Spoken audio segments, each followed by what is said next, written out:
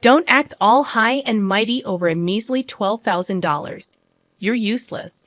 Try cutting off your financial support and see if I care. Even though I've been sending money to my brother and his wife for 10 years, why do they have to berate me like this? Fine by me. With that, I firmly hung up the phone. They should be the ones worried, not me. I won't help them anymore, no matter what happens. My name is Angela. I live with my husband Niles and our son Seth. Niles is incredibly kind. He actively helps around the house and spends quality time with Seth. I've been living a happy life, but I have a concern. It's about my older brother Freddie and his wife Isla, who live in our family home. Our mom, named Jean, retired and moved back home after Freddie and Isla declared they would take care of her. Growing up in a single-parent household, I was worried, so I gladly accepted Freddie's offer. To show my gratitude, I've been sending Mom $12,000 every month. But things seemed off after Freddie and Isla started managing the money. Whenever I forgot to send the money, Isla would angrily call me. Each time, I'd rush to transfer the funds. Mom's behavior also seemed strange lately. She's been distant on the phone, often comparing me to Freddie. Freddie has always struggled academically and isn't athletic. Mom used to complain about how Freddie didn't study as much as I did, but now the tables have turned. I didn't understand why Mom's attitude changed, but I never stopped the financial support. At the beginning of a new month, Isla calls my cell phone as usual. "Did you forget this month's money? What's the deal?" she scolds. "I'm sorry. I'll transfer it right away." "You're so clumsy. How do you even manage to raise a child?" Isla berated me, urging me to transfer the money quickly. I felt like I was being extorted and uneasy about the whole situation. Is this how financial support is supposed to work? Isla's aggressive behavior started when she first met our family. The first time she saw me, she scoffed. "Who's this plain girl?" "Freddie's sister." "No way." I was taken aback. I never expected such a comment from someone I just met. Mom defended me, and I remember that clearly. Isla's attire was a miniskirt and a flashy leopard print jacket.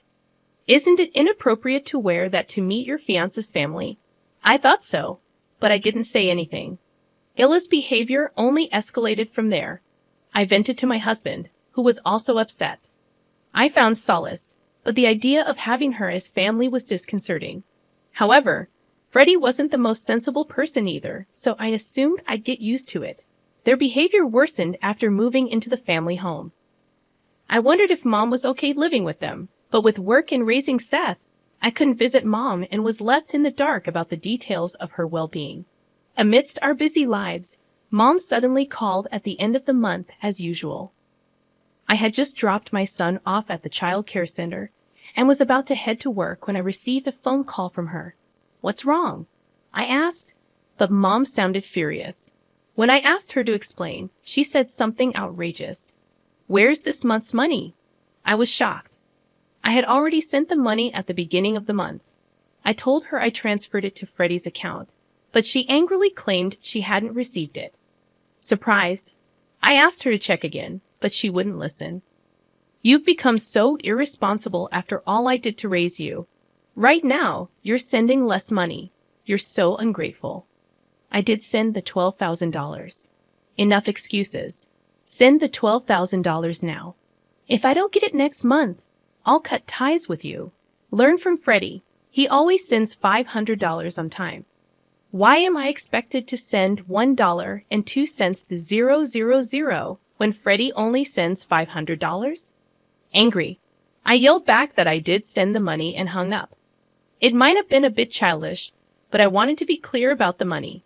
If Mom's going to unfairly scold me again next month, I need to check in with my brother. There's a chance his wife is up to something.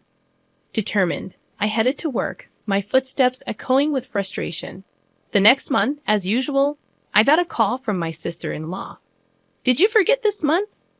I always tell you to transfer at the beginning of the month, don't I?" I asked her about Mom's behavior last month, to which she responded, "Oh, she might have been a bit upset. But I leave everything about Mom to Freddie. If you're concerned, ask him. More importantly, make sure you transfer the $1.02 to 000. Got it? She hung up without waiting for an answer. Taking her advice, I decided to contact my brother. Hey, I wanted to talk about Mom, I said. He responded with annoyance. What now? I told him about the angry call from Mom last month and how she was upset about not receiving the money. To my shock, he said, we're struggling too. Since moving back home, we decided to give Mom $500 from your $12,000 and $500 from my salary. We used the rest this month. We had some extra expenses, so we used all of your $1.02 to 000. I was stunned. I couldn't fathom that my money was being used by my brother instead of Mom. Filled with anger, I confronted him, but he skillfully dodged my questions, leaving me feeling helpless. I hung up, contemplating whether I should inform Mom about the situation. Calling her, I relayed everything my brother had said, but she refused to listen. You're just making excuses. You probably didn't send the money this month either. I sacrificed so much for you, and this is how you repay me, Mom said, tears streaming down her face. Feeling helpless, I asked Mom to switch to a video call to prove that I had properly transferred $12,000. Mom hesitated but eventually switched to a video call. I displayed my bank card with the transaction history, hoping she would understand. However, Mom remained skeptical. You probably faked this. I heard on the news that it's easy to make these things now. Just pay this month's amount, and we'll talk after that, she insisted. I transferred the $12,000, hoping that it would resolve the issue. Mom, acting high and mighty, demanded to see my brother's bank card as well before hanging up. Trusting Mom and my brother, I transferred the money for the current month, believing that she would realize I was right. However, a few days later, I received another angry call from Mom. Confused, I waited for her to explain. She angrily claimed that she hadn't received the money for this month and was struggling to make ends meet. I insisted that I transferred the money on the day I called her and suggested checking with my brother. When I called my brother, he responded gruffly, claiming that Isla had the bank card, and it was none of my business how they used the money. Frustrated, I contacted my sister-in-law, who nervously laughed and admitted, "Oops, got caught. I saw the transfer from you and immediately withdrew the $12,000 to buy a designer bag. I plan to repay it soon, but I work part-time and haven't received my paycheck yet." I was incredulous. That money was intended for Mom, not for their leisure. Angrily, I demanded she return the $12,000. However, my sister-in-law snapped back, "Don't act all high and mighty over just $1.02 to 000. You're useless. You're a full-time worker. You must have more money.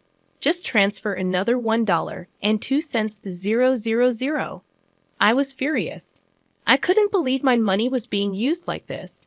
That weekend, I went straight to my parents' house, and my brother and sister-in-law seemed surprised by my sudden visit. Mom welcomed me in, asking if I brought the money. I stated that I had transferred the money and wanted to confirm it, intending to see my brother's bank card. When I confronted my sister-in-law, she made a disgusted face. "Ila, you have the bank card, right? Show it to me." "Why should I show it to you?" "Because I transferred $12,000 to my brother's account," I insisted. However, she refused to show me. "You said you'd return it, right? You've received your paycheck by now, haven't you?" When I glared at her, she tried to dodge the question. "You're trying to blame me for not transferring, aren't you?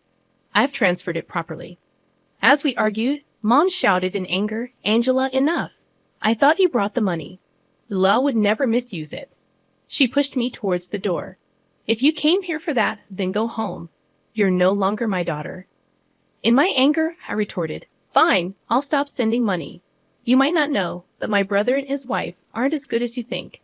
They told me they only give you $500 out of the $1.02 to 000 I send. They're deceiving you." "You're lying." "Then I won't send money anymore," I declared. My brother sneered. "Go ahead and stop. If you do, we're done." Gladly, I left my family home with those words. "I'm done. I won't help them anymore, no matter what happens." When I told my husband about what happened at my family home, he comforted me, saying, Angela, you've been sending $12,000 for 10 years. It's okay to stop. Don't worry about it. Plus, your brother and his wife are there, right? They'll manage somehow. You're right. I'm sorry it came to this. It's okay. It's not your fault. Besides, sending money is a gesture of goodwill, right? Everyone's an adult. If they wanted to, they could get full-time jobs. You don't need to worry about them. Hearing that from my husband, I felt reassured. Right. Sending money is a matter of goodwill. My brother is an adult and has ways to earn money. I don't need to support my brother and mom's life, nor should I be forced to. I guess I've always felt obligated because I've been cleaning up after my brother and mom's mistakes for so long. I've always wondered why you had to take care of your family and brother. It seems strange, but I thought you were okay with it. Then it was fine. But now your family is me and Seth, right? You can help your family and brother if something happens. But you don't need to guarantee their livelihood every month. Hearing that from my husband felt like a weight had been lifted off my shoulders.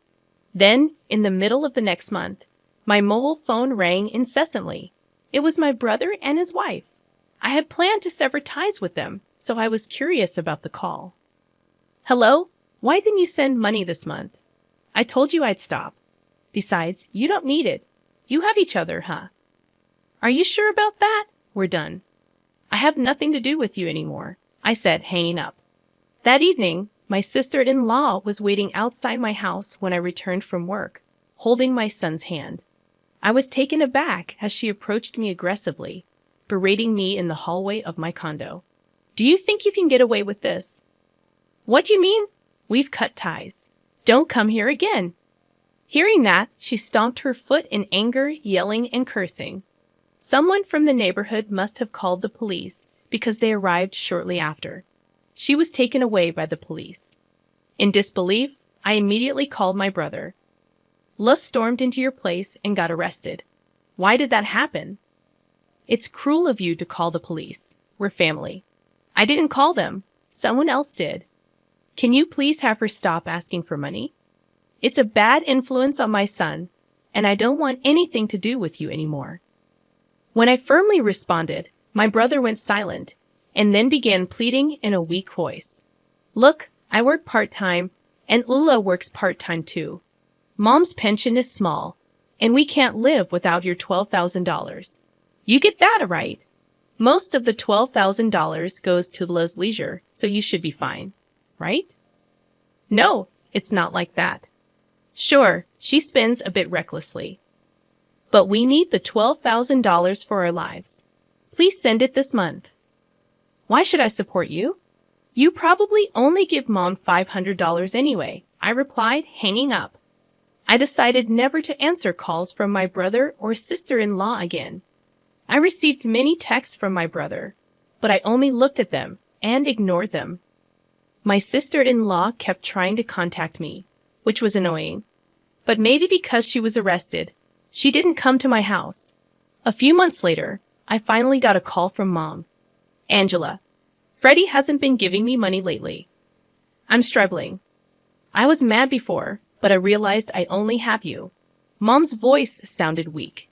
She then started complaining about how my brother and his wife have been treating her lately. They're terrible. They don't even give me $500 now, and they're living off of my pension. I told them to get full-time jobs if they need money, but they don't listen. Lud is hardly ever home. What should I do? Mom began to cry in a heartbroken voice. However, I didn't feel sympathy for her. I had trusted both Mom and my brother, but they betrayed me. On top of that, they told me we were done to begin with. I went to college without borrowing money from Mom. I even paid off my brother's student loans that Mom had been burdened with. That's more than enough. Mom, if you don't want your pension taken by them, why not kick them out of the house? They're adults. They can manage on their own. I gave that piece of advice and ended the call with Mom.